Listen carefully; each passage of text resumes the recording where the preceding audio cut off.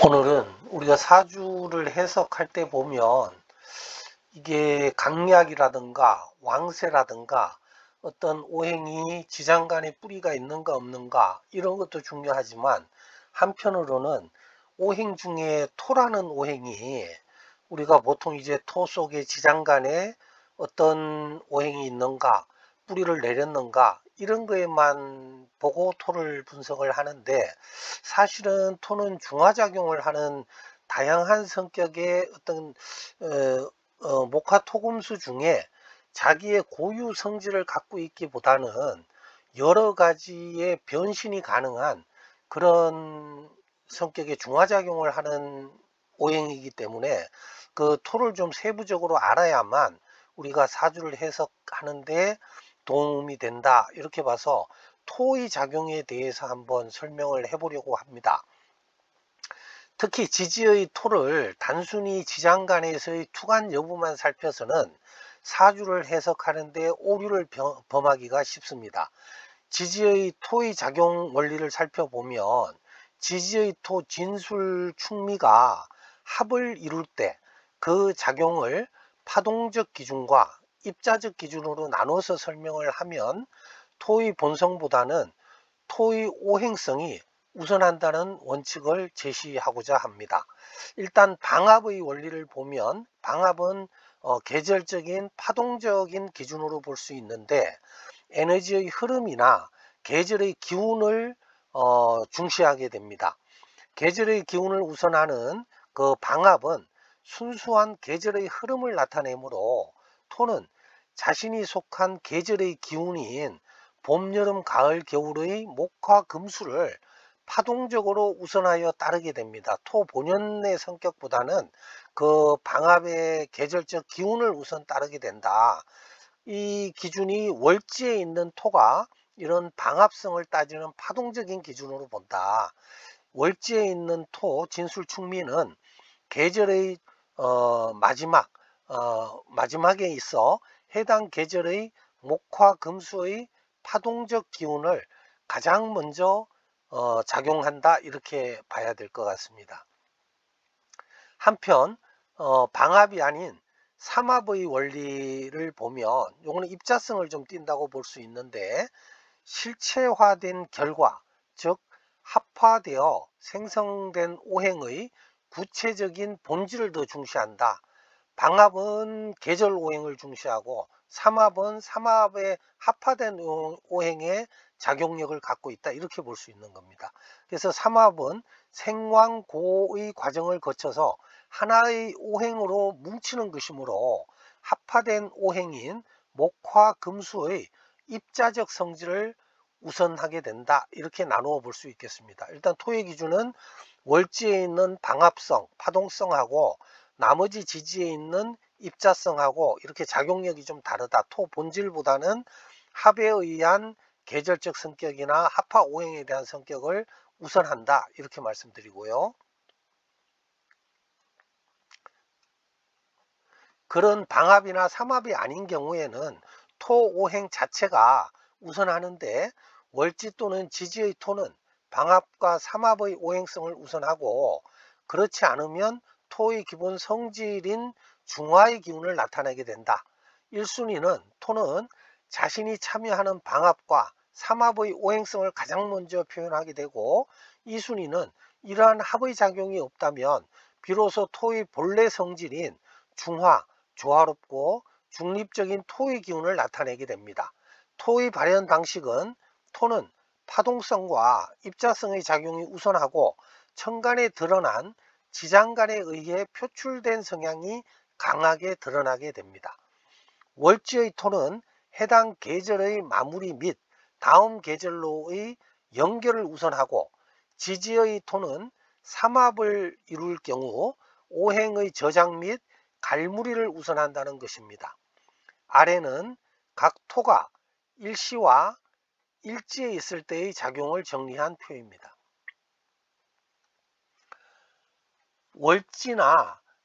월지가 아닌 지지에 진술충미가 있을 때의 작용을 보면, 만약에 진토가 월지에 있다, 그러면 이건 목기에 발산하는 목기를 우선하고 봄의 마무리로서 봄의 발산하는 기운을 갈무리하고 다음 계절인 여름으로 연결하는 이음새 역할을 우선하게 됩니다. 만약에 진토가 월지가 아니라 다른 지지에 있다면 삼합의 갈무리 기운이 우선하게 됩니다. 삼합의 고지로서 수기운을 저장하고 갈무리하는 역할을 우선하게 됩니다. 만약 미토가 월지에 있다면 화기운에 확장하는 화기운이 우선하고 여름의 마무리로서 여름의 확장하는 기운을 갈무리하고 다음 계절로 연결하는 역할을 우선하게 되고, 월지가 아닌 다른 지지에 미토가 있다면 삼합의 목기가 우선하게 되고 삼합의 고지로서 목기운을 저장하고 갈무리하는 역할을 우선하게 됩니다. 술토가 월지에 있다면 수렴하는 금기운이 우선하게 돼서 가을의 마무리로서 가을의 수렴하는 기운을 갈무리하고 다음 계절로 연결하는 역할을 우선하게 되고, 다른 지지에 있다면 삼합의 화기를 우선하게 되어서 삼합의 고지로서 화기운을 저장하고 갈무리하는 역할을 우선하게 됩니다. 만약 축토가 월지에 있다면 응축하는 수기운을 우선하게 되고 겨울의 마무리로서 겨울의 응축하는 기운을 갈무리하고 다음 계절 봄으로 연결하는 역할을 우선하게 되고, 월지 이후에 축토가 있다면 삼합의 금기운이 우선하게 되고 삼합의 고지로서 금기운을 저장하고 갈무리하는 역할을 우선합니다. 이렇듯 지지의 진술충미는 월주에 있으면 계절적인 기운이 우선하고 지지에 있으면 삼합의 기운이 성립되는 경우가 토의 본성이 드러나는 것보다 우선하다, 이렇게 볼 수 있고요. 월지의 토는 파동적이며 방합의 흐름을 따라서 자신이 마무리하는 계절의 기운을 우선하게 됩니다. 나머지 지지의 토는 입자적이며 삼합의 작용을 따라서 자신이 갈무리하는 오행의 기운을 우선하게 됩니다. 토의 입자성과 파동성의 표출은 이제 삼합이나 방합 기준이 아니면 주변 오행들과의 상호작용에 의해서 결정됩니다.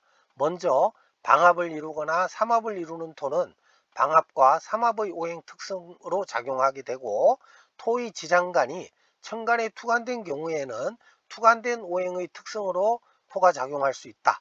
지장간 토가 투간된 경우에 토 자체의 오행적 특성을 가장 강하게 표출하게 됩니다.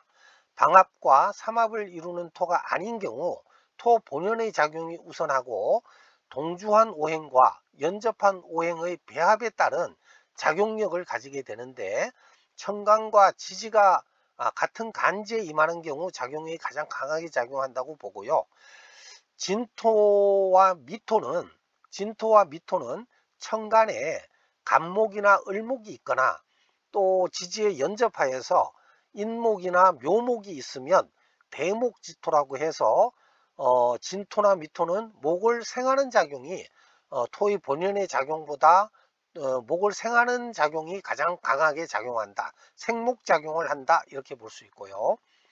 진토와 축토가 천간에 경금이나 신금을 동주하거나 인접하면 습토로서 양금지토로 금을 생하는 작용이 가장 크게 작용한다, 이렇게 분류할 수 있고, 축토는 연접하거나 천간에 화를 보게 되면 미온지토가 되어서 토국수를 하거나 토생금을 하는 작용을 하게 되고, 만약에 축토가 수를 만나게 되면 얼어붙는 땅으로 토의 작용력이 미력해집니다.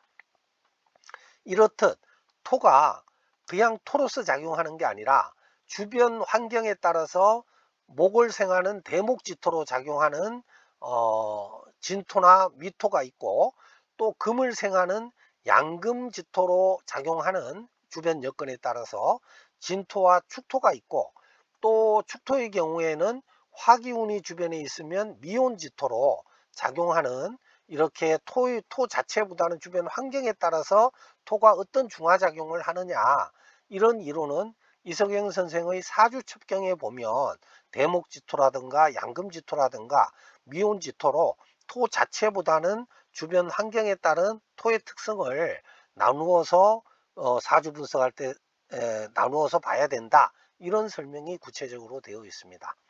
이렇듯 토는 주변 환경에 따라서 각각 다르게 작용하게 됩니다.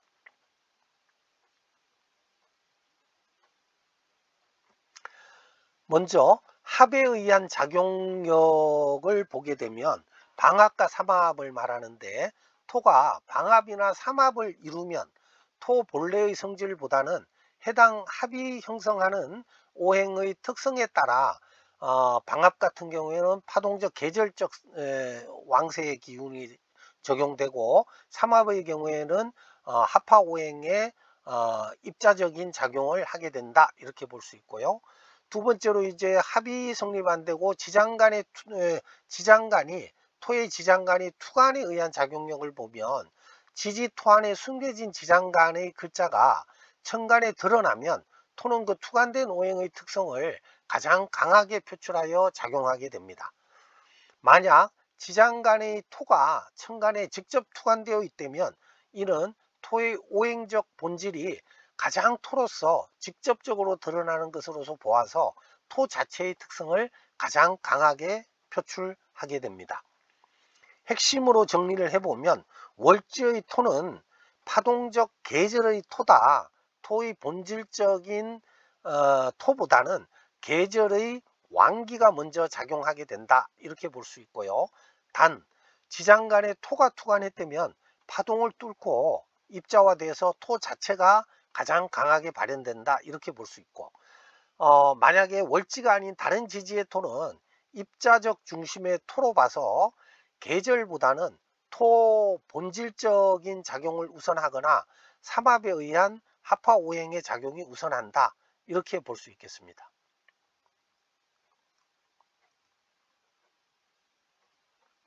진술충미토의 역할 변화에 대해서 한번 살펴보겠습니다. 술토의 특성을 살펴보면 술토는 순수한 토 기능 우선이고, 또한 숙살의 기운이면서 이런 기운을 갖고 있기 때문에, 숙살의 기운이 있기 때문에 생육작용은 하지 않습니다. 그래서 술토에서는 생육작용이 생기지 않는다. 이게 기본적인 성향이고, 술토는 진술충미토 중에서 토 자체의 기능을 비교적 순수하게 유지하려는 경향이 강합니다.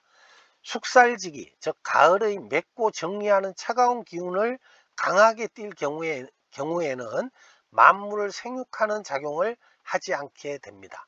이는 술토가 만물을 저장하는 창고의 기능을 할 때의 특성으로 해석할 수 있습니다. 술토 자체가 그래서 재고기인이 대부분 술토가 있는 양간의 경우는 재고기인으로 보는 경우가 많이 있다고 볼 수 있습니다. 진토의 역할을 살펴보면, 진토는 목이나 금기운이 있으면 토기운을 우선적으로 작용하지 않고 생금을 하거나 생목의 작용을 우선합니다. 목기운과 결합하면 진토는 봄의 끝자락에 있어 몸을 생하는 역할을 함으로써 목기운이 강하게 작용하면 토의 중화기능보다는 목의 뿌리가 되거나 목을 기르는 작용을 우선하여 토 자체의 성질이 약해지게 됩니다. 만약에 주변에 금기운이 결합해 있다면 진토는 삼합으로 수의 고지이기도 하지만 금이 강하게 작용하면 토생금의 역할이 크게 강조되어서 토의 성질이 금을 돕는 쪽으로 작용하게 됩니다. 미토의 역할을 보면, 미토는 목기운이 주변에 있다면 토기운을 상실하고 목의 뿌리 작용을 하게 됩니다. 주변에 미토가 목과 결합을 하게 되면 미토는 삼합의 목의 고지의 역할을 하며 여름의 뜨거운 열기를 품고 있어서 목을 잘 키우는 조토가 되는 것입니다. 목기운이 강하게 결합하면 미토는 자신의 토성을 희생하고 목의 강력한 뿌리 역할을 하거나 목을 저장하는 창고 역할로 기능이 한정되어 토 자체의 성질이 상실하게 됩니다. 이 이론들은 토가 임한 지지 주변의 환경에 따라서 토 본연의 역할을 할 거냐, 아니면 토가 목을 키우는 역할을 할 거냐, 금을 생하는 역할을 할 거냐, 아니면 수를 극하는 역할을 할 거냐, 순수한 토생금의 역할을 할 거냐, 이런 거를 분석하는 참고적인 역할을 할 수 있다고 보는 것입니다. 진술충미의 정의와 재고기인에 대해서 한번 살펴보겠습니다. 진술충미의 기본 성격은 재고이면서 재물창고이면서 묘고다, 육친이 묻히는 자리다. 그러니까 길과 흉이 동시에 머금고 있는 자리다, 이렇게 볼 수 있습니다. 재고는 재물을 저장하고 창고의 역할을 하는 것이고, 묘고는 오행의 기운이 마지막에 이르러 저장되거나 소멸되는 자리로서 특히 이 묘고를 육친의 흉화를 분석하는 기준으로 시기로 삼는 것이 되는 것입니다. 진술충미는 각 오행의 기운이 수장되는 고지이기 때문에 사주 해석에서는 재물을 저장하는 재고의 의미로도 매우 중요하게 다루어집니다. 그래서 재고기인의 기본 성립 조건을 살펴보면, 일간이 일단은 재성을 감당할 힘이 있어야지 성립한다고 봅니다. 일지 기준으로 꼭 일지의 일간 기준으로 일지의 재고가 있어야 되는 것은 아니고, 일간을 기준으로 지지에 진술충미를 두면 그 지장간에 일간의 재성이 임하면 일단 재고를 둔 것이 되는 것입니다. 기본적으로 일간을 기준으로 볼 때 사주 지지에 진술충미 중 하나가 있고 그 지장간 안에 일간의 재성이 들어 있으면 재고를 두었다고 보는 것입니다. 한편 무술일주의 경우에는 전통적인 재성 묘고의 조건은 충족, 왜 그러면 술토에는 무토의 재성인 수가 지장간에 있지 않습니다.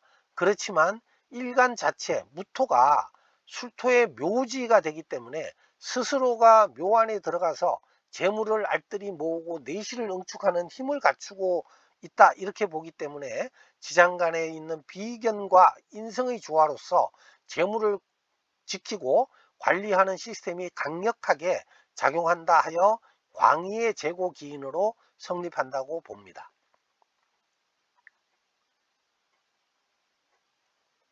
재고 기인의 기본 성립 조건을 살펴보면 일간이 요거는 좀 전에 말씀드린 재고 기인의 성립의 구체적인 조건을 살펴보면, 일단 먼저 첫 번째 여러 가지 조건 중에 하나를 보면, 지지에 진술충미 지장간에 일간의 재성을 두고 또한 지장간에 일간의 인성도 둔 경우가 재고 기인이 성립한다고 봅니다. 이것은 재물과 학문이나 권위가 결합되어서 창고 안에 재물과 함께 안정성을 상징하는 인성이 함께 있어서 재물의 축적이 안정적이고 합리적인 방식으로 이루어진다는 것을 의미하기 때문에 일지의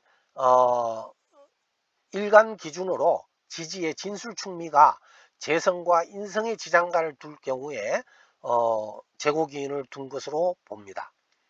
두 번째로 지지의 일간 기준으로 진술충미 지장간에 일간 기준 재성을 두고 그 지장간에 인성은 없지만 사주의 천간에 일간의 인성이 투관되어 있을 경우에도 재물과 인성이 표출되어 있다고 봐서 창고 안의 재물과 더불어 지혜와 학문이 천간에 드러나 실질적인 능력과 합리성을 바탕으로 재물을 축적할 수 있다고 보기 때문에 재고기인이 성립한다고 봅니다.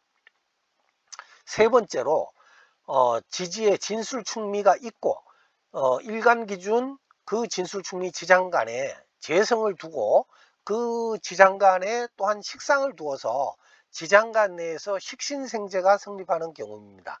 이럴 경우 생산과 재물의 구조로서 창고 안에 생산수단과 결과물이 함께 있어 자발적인 노력과 재능을 통해서 재물을 지속적으로 만들어내는 구조를 가지고 있다고 봐서 재고기인으로 보는 것입니다.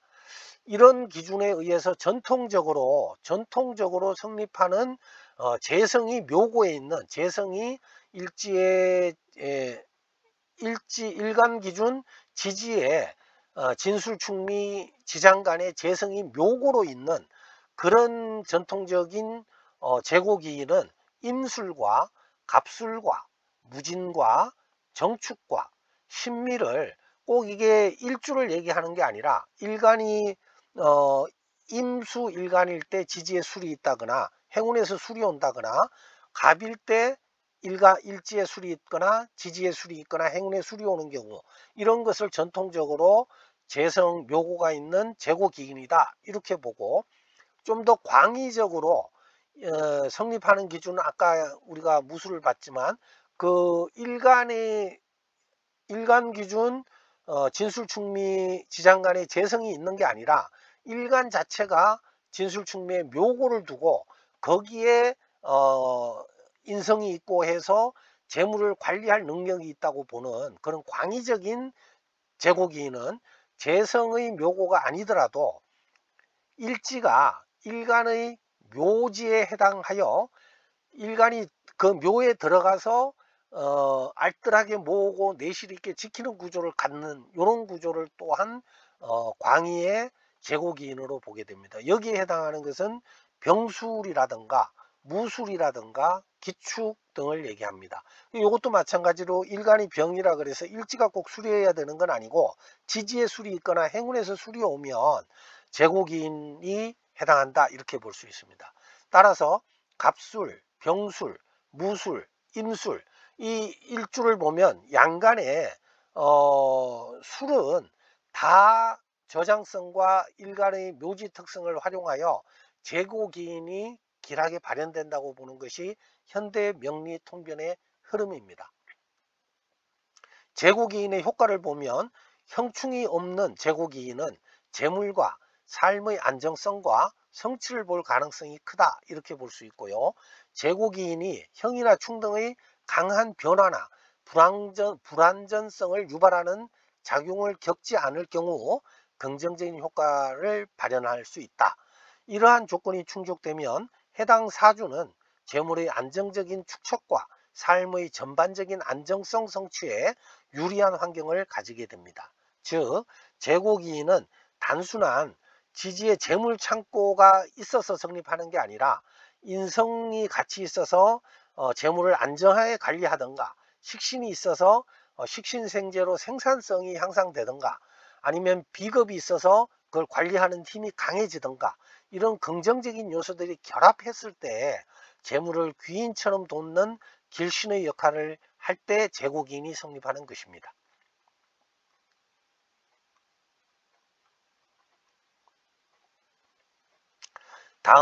다음으로는 진술충미가 제고로서 어떤 길성이 있다면 또 동시에 묘고로서 육친의 흉화를 예측하는 공간이 되기도 합니다. 진술충미는 재물을 저장하는 제고이면서 동시에 오행이 수장되어 사라질 수 있는 묘고의 역할을 하므로 운에서 충을 맞을 때 육친, 특히 배우자라든가 부모, 이런 기둥을 판단하는 중요한 기준이 되는 것입니다. 지지충 발생 시 토의 작용을 살펴보면 토 자체는 붕충 행운에서 같은 토끼리 충돌이 발생하면 토 자체는 붕충으로 작용하여 창고의 문이 열리는 활성화 작용, 개고가 되는 것입니다. 투간된 토가 만약에 육친적으로 재성이나 관성에 해당한다면 그 발현돼서 개고돼서 활성화되는 것과 별개로 입고에 따른 임묘에 따른 육친의 흉화는 별도로 동시에 발생한다 이렇게 볼 수 있습니다.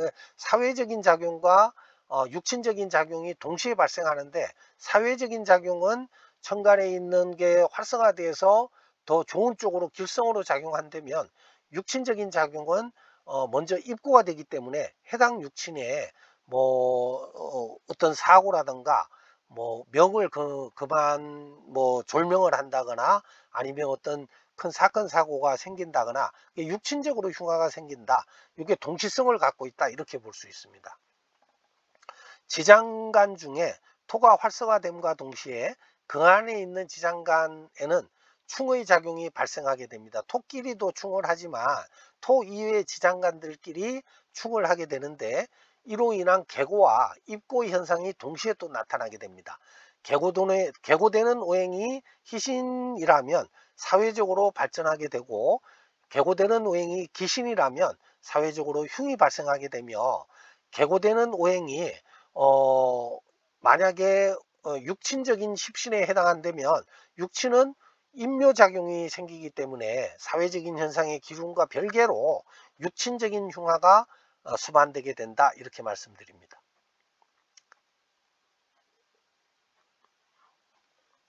다음으로 지장간 상호간의 충과 그 중에 이제 쇠자발과 왕신발이 되는데, 지장간 상호간의 충의 경우에는 강자는 왕신발되어서 활성화되고 약자는 쇠자발된다고 봅니다. 충돌이 일어날 때 지장간 내에서 힘이 강한 오행은 더욱 활성화되고, 약한 오행은 쇠자발되어서 충돌로 인해서 힘이 완전히 소진되어 쇠자발로 작용하게 됩니다. 천간에 투관되지 않은 재성이나 관성이 있다고 하더라도 지장간 내에서 약한 상태의 충을 당하게 되면 쇠자발로 인해서 사회적 흉화는 물론이고 육친적 흉화도 천간에 드러나 있지 않더라도 해당 시기에는 육친적인 배우자나 부모에 대한 육친적 손상이 흉화가 발생할 가능성이 있다, 이렇게 봅니다. 천간에 투관된 게 인묘되는 것뿐이 아니라 기존 사주에 투관된 게 없더라도 진술충미 지장간이 충의 작용으로 인해서 약한 오행이 쇠자발되는 경우, 그 쇠자발 오행이 재성이나 관성에 해당한다면 그 육친의 흉화는 발생하게 된다, 이렇게 볼 수 있습니다. 묘고의 육친적 흉화의 발생 시기는 세운의 동차군에 발생합니다. 그러니까 육친적 흉화는 세운, 월운, 일운 요런 때 발생한다고 봅니다. 일간 기준 세운에서 관성이 또 묘고에 있는 육친이 발생하면서 세운이 관성이 절제에 임하는 시기다. 그러면 육친적 분리가 더 크게 발현될 확률이 커진다. 묘고와 절제가 동시에 임하면 흉화의 발생 확률은 매우 높아진다, 이렇게 볼 수 있습니다. 토의 본질적 특성을 보충해서 이번에 살펴보면, 토의 성분에는 조후와 중화의 이론을 살펴봐야 합니다. 또 토는 습토와 조토로 나누는데, 진토와 축토는 습하고 차가움을 띠고 있는 성분으로 금을 생하기 유리하고 화를 설기합니다. 물을 만나면 진흙탕이 되어서 얼어버려서 토국수 작용이 약해진다고 봅니다. 술토와 미토는 조토로서 건조하고 뜨거운 토로 화를 인묘하거나 생하기 유리하고, 습한 토보다 물을 막는 토국수 작용이 강하게 실현될 수 있습니다. 금을 생하기 어려워서 금을 묻어버리는 매금하는 작용을 한다고 볼 수 있습니다. 중화 기능의 활성화를 살펴보면, 토의 본래 기능인 중화는 사주 전체의 오행 기운이 편중될 때 이를 조절하는 역할을 하게 됩니다. 토의 합과 충의 작용을 살펴보면, 토의 합화 조건은 만약에 지지에 진술충미가 지지의 삼합의 고지로서 합화 오행을 이루려면 천간에 합화된 오행이 투출되어 있다면 그 작용력이 강하게 발현하게 됩니다. 만약에 합화 오행이 투출되어 있지 않다면 투출되어 있는 오행보다는 단순한 국의 형태만 띠기 때문에 이것도 작용력은 강하게 발현되지만 천간에 삼합 오행이 투관되어 있는 것보다는 약하다, 이렇게 말씀드릴 수 있고, 진술충이나 충미충이 개고의 조건은 단순히 충만으로 묘고가 100% 열린다고 보지는 않고, 주변의 오행 환경이 충으로 인해 열린 창고의 오행을 인출할 때 비로소 개고의 기둥이 확정됩니다. 충이 일어나면 그 주변의 환경이 중요하다, 그렇게 말씀드리는 겁니다. 충의 강약과 선호를 살펴보면, 충의 우선순위는 형충, 파해 등의 작용이 동시에 나타나면 충이 가장 강력한 변화를 유발하면서 인접한 지지간의 충이 이격된 충보다 작용력이 훨씬 강하다고 봅니다. 복음과 반음의 작용을 보면 운에서 토가 들어와서 사주 내토와 겹치는 복음이나 충을 할 때 육친적 휴가는 단순 충보다 훨씬 증폭될 수 있다, 이렇게 말씀드립니다. 오행 통변에서의 육친적 역할을 보충해 보면, 만약에 토가 일간 기준 비겁으로서의 토가 들어왔다. 그럼 토는 형제나 동료, 경쟁자 등을 의미하는 비겁이기 때문에 토가 많다는 것은 매사에 주저하고 신중하고 부동산 관련 일에 인연이 깊지만 좀 답답하다, 고집이 세고 변화에 둔감한 성향을 띠기 쉽다, 이렇게 볼 수 있고요. 식상으로서 토가 들어왔다. 다른 오행 일간에게 토가 식상에 해당한다면 그 활동 영역은 안정적이고 실리적인 분야에 집중되거나 끈기와 관련된 특징을 가지게 됩니다. 토충 발생 시 계고 성립 조건을 살펴보면, 창고가 열렸다는 것은 안에 저장되어 있던 지장간의 오행 기운이 밖으로 나와서 실제적인 영향력을 행사하게 되는 것을 의미하며, 이를 위한 주변의 조건은 다음과 같습니다.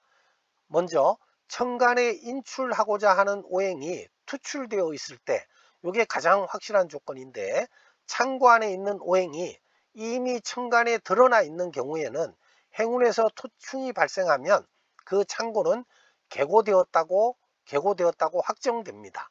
창고에 재성이 있고 이미 천간에 재성이 떠 있는 상태에서 토충이 발생하면 이는 저장되어 있던 재물을 밖으로 확실하게 꺼내 쓰는 시기가 되는 것입니다. 개고오행이 만약에 쇠자발된다면 오히려 흉으로 작용하게 되는 것입니다. 이것과는 별개로 육친적으로는 천간에 투관되어 있는 재성이나 관성이 육친성이기 때문에 그것은 인묘가 동시에 작용하여 해당 육친에 흉화가 발생할 수 있습니다. 사회적으로는 길할 수 있지만 육친적으로는 흉할 수 있다, 동시성이 있다고 보는 것입니다. 이 경우 기흉이 명확하게 드러납니다. 개고되는 오행이 길신이다. 그러면 재물이나 관직을 얻는 좋은 작용이 있고, 기신이 투출했다. 그럼 육신에 입고되거나 재물 손실 등의 흉화가 발생하게 됩니다. 주변 지지에서 인출 오행이 왕하게 모여 있다. 충을 했는데 주변에 충한 지지에 힘을 실어주는 글자가 있다. 그러면 천간에 투출된 글자가 없더라도 토충이 발생한 지지 주변에 창고에서 꺼내려는 오행과 동일한 기운이 왕성하게 모여 있을 때 개고작용이 일어나게 되는데, 예를 들어 신자진 삼합이 되어 있는 상태에서 진술충이 일어났다. 그러면 사주에 진토가 있고 신금이나 자수가 주변 지지에 모여 있어서 신자진 삼합을 이루고 있을 때 운에서 술토가 와서 진술충이 발생하면 진토는 신자진 수의 창고가 열리게 돼서 활성화가 됩니다. 왕신발하게 되는 것입니다. 주변의 왕성한 수기운이 충으로 열린 창고문을 통하여 수기운이 밖으로 끌어내서 개고가 성립하고 수오행이 활성화됩니다. 수가 길신이면 아주 좋은 작용이 일어나고, 수가 흉신이 되면 흉한 작용이 일어나게 됩니다. 개고되는 십신이 천간에 없어도 육친적 임묘 현상은 또한 발생하게 되는 것입니다. 개고의 기둥은 토충으로 문이 열렸을 때 천간의 투출이나 주변의 왕성한 기운이 그 오행을 실제로 꺼내 쓰는지 쇠자발되는지에 따라서 최종적으로 결정되고, 또한 그 개고되는 오행이 희신이냐 기신이냐에 따라서 기둥이 바뀌게 되는 것입니다. 사회적으로 활성화되어서 길한 경우에도 별개로 육친적 인묘로 인한 휴가는 동시성으로 발생하게 된다. 이걸 참고해야 됩니다.